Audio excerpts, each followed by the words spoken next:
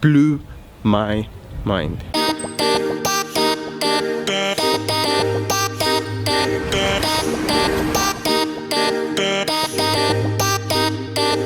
There is one more day left till winter. Oh, how I love winter. It's an amazing time of year now. I hate winter. The only thing to look forward to are the beautiful lights that are out because it's Christmas time and there's like nice little lights, and if you go down into Tokyo, it's beautiful. But the only problem is, you know, the whole corona thing going on. And you may be wondering, why are you not wearing a mask? Well, I'm not in an enclosed place and I need to breathe. My mask is in my pocket just in case. And I'm just going for a little walk so I can do this vlog or blog, whatever you want to call it. Anyway, the thing is, I wanted to talk to you about living in Japan as a foreigner. Now, you guys want to come to Japan, right? Oh, well, I suppose so. And you still want to come even though there's corona. You still want to come because, you know, life will go on, God willing. But there are some things you should know. Japan can get either better or worse over time as you stay here, right? So, one thing you should know is that in Japan, foreigners will always be foreign. Just even if you're born here and you speak fluent Japanese, better than the Japanese people themselves, you don't look like them. And it's a very homogeneous society. Listen, I'm not trying to say it's a bad thing or a good thing or anything. I'm just letting you know what to expect. Of course, everyone's circumstance is different. Everyone's experience is different. But you can never truly be accepted as one of their own. You may have good friends that love you and you have an amazing time, but as a whole, you are not Japanese, okay? Just remember that. And you will not be seen as a person who is one of them. Doesn't mean they don't like you. It just means you may not see certain things that you would see if you're Japanese, okay? So that could be, you know, honestly, sometimes even renting an apartment, it's almost blatant racism. Why do I start this off in a negative thing? Anyway, get it over and done with. Let the haters hate. I like it. Anyway, so basically, as long as you want to rent an apartment, you can always find somewhere or someone who is willing to rent. But in my experience and many other foreigners' experiences, when you try and rent an apartment, what will they say? They'll say, oh, sorry, the landlord doesn't accept foreigners. And then the first time you hear that, you're like, moichido, one more time please. Just like, moikai kudasai, one more time. Like, is that like racism or discrimination because I'm a foreigner? Apparently, a lot of the excuses they give, I see them as excuses, is that, well, they don't speak English, you don't speak English, so, you know, if something happens, how can you communicate? I don't think that's the true reason, because most of the time you deal with someone else, not the landlord directly. You deal with the agency who set up the contract or whatever it may be. So I think that's a bit of a, yeah, whatever. But you can find an apartment. You just have to make sure you do a lot of looking. You might find like 5 apartments and all of them are like, no, sorry, no foreigners. Please come again later. No, don't come again unless you turn Japanese. Yeah. A good trick around that is if you're married to a Japanese woman, get the Japanese woman to you know, do all the dealings, and then when it comes to contract signing time, say, oh no, he's the working one. That might help. Anyways, another thing to expect living in Japan as a foreigner is convenience stores. Oh my god, convenience stores are everywhere. And you know what? They're amazing. Let me just cross the road. They are absolutely amazing. You'll find a convenience store in every corner. There's Family Mart, there's 7-Eleven, there is, what else is there? Lawson, and there's a whole bunch of others. Those are the main ones. What can you do at 7-Eleven? What can you do at Family Mart? Well, for one, you can buy snacks, food, blah blah blah, right? What else can you do? You can pay your bills. Yeah, you pay bills at the convenience store. Crazily convenient, right?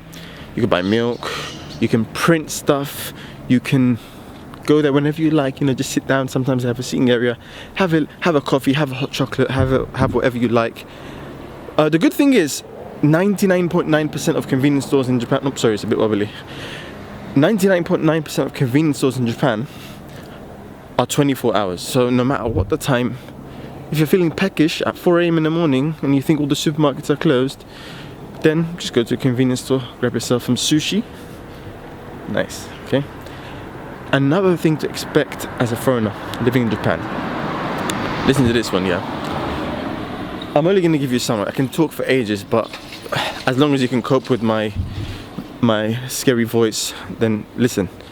If not, I'm going to leave a link to an article I wrote about living in Japan as a foreigner. There's like 20 things no one tells you, right? So, another thing is paperwork here. It is so annoying. Now, when I say paperwork, I mean lots and lots of paperwork. Paperwork for just entering a house, leaving a house, paperwork. I guess it's in every country, but here they still heavily rely on paperwork. Not much is digitalized, not much is put into computers. It's all written by hand. I'm not saying they don't keep a digital copy, but most of the time you have to do some kind of fill in some kind of form or something. And another thing is banks and places like hospitals and doctors, blah blah blah. You don't try and stay away from them. Don't get sick, because if you find one that speaks English, thank God. But if you find like the majority of them, the doctors will speak some broken English, but if you can, try and find some hospitals or doctors that do speak English, because you want to make sure your health is well taken care of here. Going to banks is another thing. You know, you need an inkan, which is like a little stamp thing where you stamp your paperwork with. It's basically your signature. They still use stamps and seals here, although they might be phasing it out pretty soon. It takes a long time for things to change in Japan, if you haven't noticed. They're still using like those seals. The reason they might phase it out is because of Corona. Okay, I'm kind of going off topic, but yeah, you get the point. Oh yeah, another thing I want to talk about is when you do move into an apartment, there's something called key money, which blew my mind, okay? Now, key money is a thing you pay just to enter an apartment. Now, this is not a deposit. This is not for in case you break anything as a deposit and, you know, they might need to charge you. This is literally, you give $3,000 or £2,000, whatever you want to call it, to the landlord as a thank you for letting me enter your apartment. Like a little gift, basically. Why do they deserve this gift? God knows. Let me wait to cross the road. Yep. And he's letting us cross. That was a policeman. I always get nervous around police. I have nothing to be nervous about, but I don't know. They're pretty nice in Japan, I guess, but I don't know, it's like they just stop you and search you or something. Anyways, off topic again. What was I talking about? Oh yeah, the key money. It's money you basically have to pay just to enter an apartment. It originates from the times of the World War times, whatever, when there weren't many buildings left and people used to bribe the landlords into letting them stay in their apartments.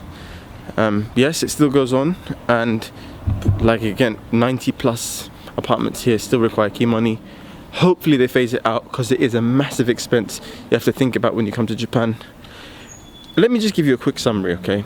I can keep talking. There's like every facet of life, food and how people treat you. I can just keep talking, but I do want to tell you one thing.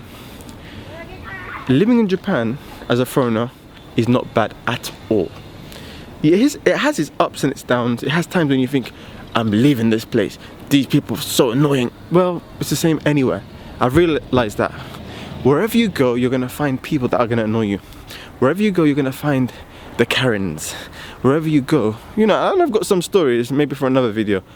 But overall, there's safety, thank God. There's security, thank God. There's food, there's shelter, and there's amazing culture here. You go around different parts of Japan and you'll find places to explore, foods to eat, people to meet. Guys, I'm going to keep talking, so I'm going to stop there and I'm going to let you Google living in Japan as a foreigner.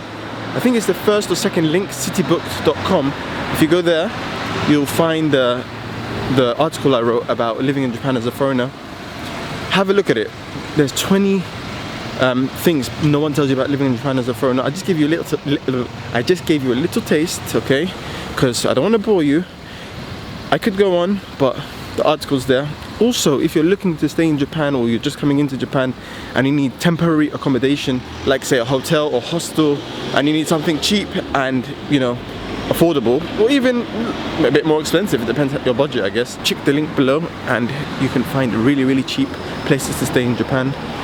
Good luck, everyone, and I shall see you in Japan. Sayonara. just before you guys go, I completely forgot to tell you, it's very important you do this because, you know, it will help your time here in Japan as a foreigner. Make sure you subscribe and put that bell notification on because, you know, I need more subscribers. I think that's why I'm fluctuating. I can't be bothered to keep making videos. Well, number one, because I can't keep consistent. But number two is because, you know, I need to see some results for my work I put in this. Because, you know, recording and editing. Anyway, subscribe and I shall see you next year. Well, it's only a month more. We'll see, man. Just keep watching. Sayonara once again.